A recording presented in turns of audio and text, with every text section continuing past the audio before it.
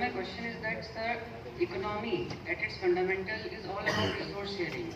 But we are seeing an increasing trend nowadays that the big corporations, they want to increase their profits, but they do not want to share those profits with their employees. The massive trend of layoffs is nowadays going on. Thousands of employees are being laid off by corporations every now and then. And sir, what is happening is that the corporations, they are replacing their human resource with AI and automation.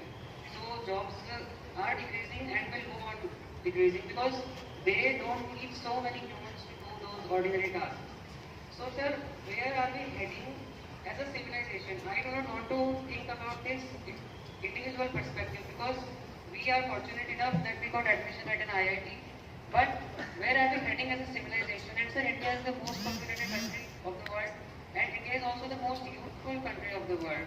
So where do you see India 50 years from now, 100 years from now, when the youth would have shaped the country a new direction? Hindi में English Hindi में तो हिंदी में हाँ जी हिंदी में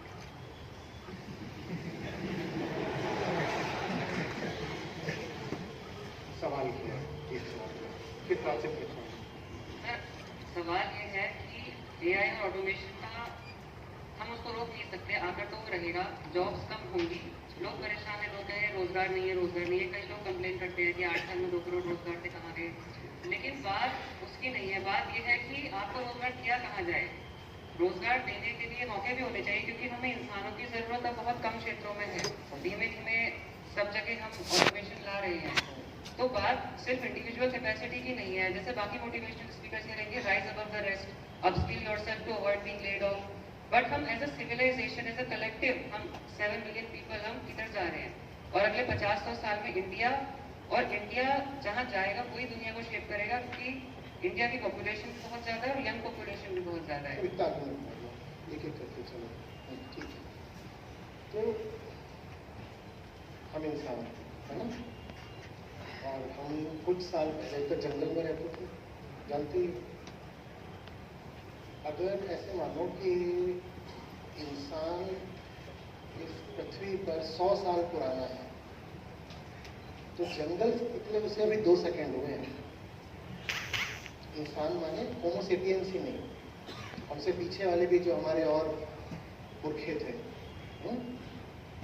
जिनको हम species में भी नाम दूसरा दे देते हैं, और उठे पूर्वज।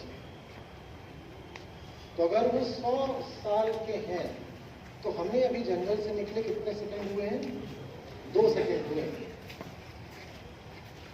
तो हमें सारी वृत्तियां, सारी टेंडेंसीज, सारी टेंडेंसीज जंगल की तो होंगी कि नहीं होंगी? उधर जा सकते हैं आप। और जंगल में सब अपने अपने लिए जीते। जंगल में अगर सहयोग, कोऑपरेशन होता भी है तो बस उतना ही होता है जितने में सबकी जान बची रहे और सबको आपस में कुछ मुनाफा हो।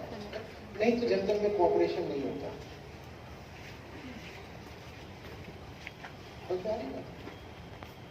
पहली भूल होती है जब हम ये सोचने लग जाते हैं कि हम अपने आप को सभ्य बोलने लगे, शहरी बोलने लगे, तो हम जानवर नहीं रहे।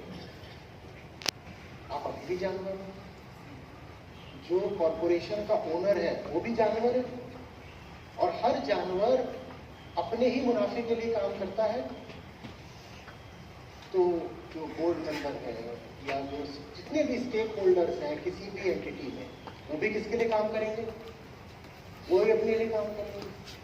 अब अगर एआई का टूल उपलब्ध है जिससे ज़्यादा प्रोडक्टिवली, ज़्यादा एफिशिएंटली बेहतर आउटपुट आ सकता है, तो क्यों ना कराएंगे? सब कराएंगे।